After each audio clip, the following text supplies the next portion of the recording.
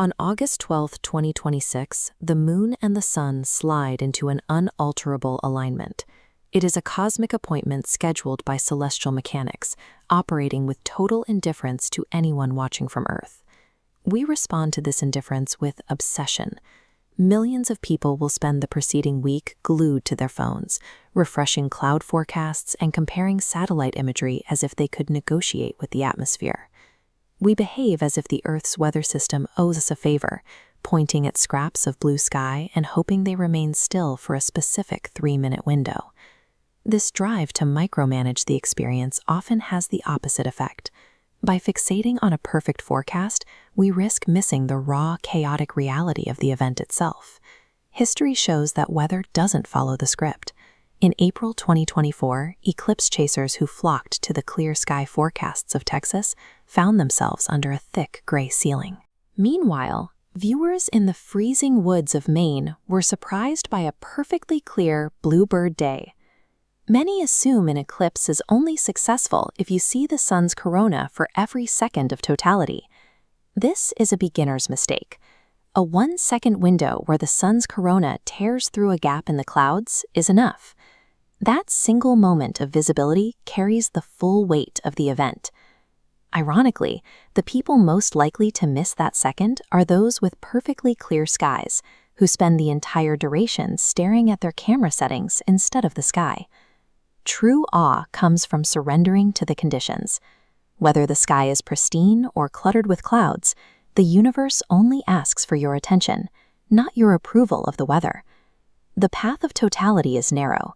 On August 12th, the moon's shadow will sweep across eastern Greenland, western Iceland, and northern Spain. For those standing directly in this path, the sun will be completely obscured for a maximum of 2 minutes and 18 seconds. In a window that short, every moment spent checking a camera sensor or fiddling with a tripod is a moment you aren't witnessing the eclipse. Because the shadow moves so quickly, any distraction results in a permanent loss. If your eyes aren't fixed on the environment, the window of darkness will close before you've even fully processed what you're seeing. Outside that path, the UK sees a deep partial eclipse. London, Manchester, and Glasgow will see roughly 91% of the sun covered, but the timing is difficult. Maximum eclipse happens after 7 p.m., with the sun low in the west-northwest. This diagram shows why the horizon is your biggest obstacle. At such a low angle, even a row of houses or trees can block the view entirely. You need a clear sightline that extends up to 100 miles toward the Atlantic. In North America, the view is less dramatic, but still visible. Northern Maine and Newfoundland will see the deepest coverage, with a sharp solar crescent appearing in the early afternoon. Regardless of the coverage percentage, the physics of solar radiation remain dangerous. Thin cloud cover does not block the ultraviolet rays that cause permanent eye damage. Safety requires certified solar eclipse glasses or filters. Normal sunglasses are useless.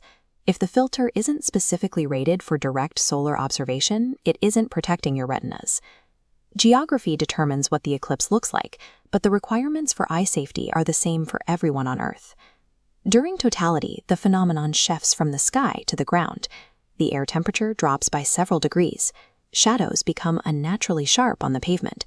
Even the local wildlife reacts, with birds going silent as if night has suddenly arrived at noon. Clouds can actually heighten the strangeness. A hazy, milky sky might obscure the corona, but it also makes the sudden arrival of the moon's shadow feel heavier and more claustrophobic. Watching the moon cover the sun provides the visual cue, but the event is better defined by what happens to the air and the light around you. Once the sun sets on August 12th, the new moon creates perfect light-free conditions for the rest of the night. This happens to be the peak of the Perseid meteor shower. Without any moon to wash them out, hundreds of meteors will be visible as Earth moves through a stream of comet debris. If you are watching from Iceland or Greenland, you might even see the green curtains of the aurora borealis stretch across the sky before dawn. You cannot negotiate with the weather, but if you put down the camera and simply exist in the environment, the universe only needs a 1-second window to change your perspective.